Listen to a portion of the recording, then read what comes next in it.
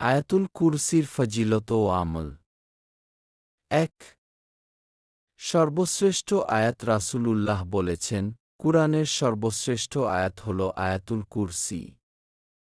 সহিহ মুসলিম।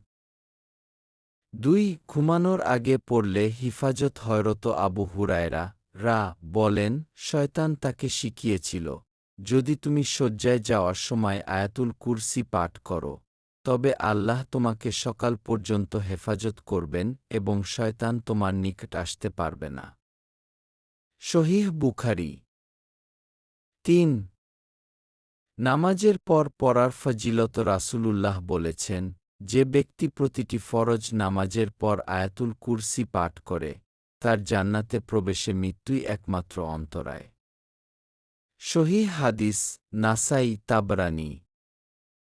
৪। সকাল সন্ধ্যায় পড়া। যে ব্যক্তি সকাল ও সন্ধ্যায় আয়াতুল কুরসি পাঠ করে, আল্লাহ তাকে সমস্ত বিপদাপদ থেকে হেফাজত করেন।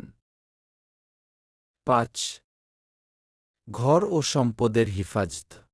বলা হয়েছে, আয়াতুল কুরসি পাঠ করে ঘর, দোকান বা সম্পদের দিকে ফু দিলে আল্লাহর পক্ষ থেকে নিরাপত্তা থাকে। ৬। রোগশোক থেকে নিরাপত্তা। আয়াতুল কুরসি পড়া শারীরিক ও আত্মিক রোগের জন্য উপকারী। রুকিয়াহ, কুরআন দ্বারা ঝাড়ফুঁক, এটি বিশেষভাবে পড়া হয়। ৭। কবরের আযাব থেকে রক্ষা।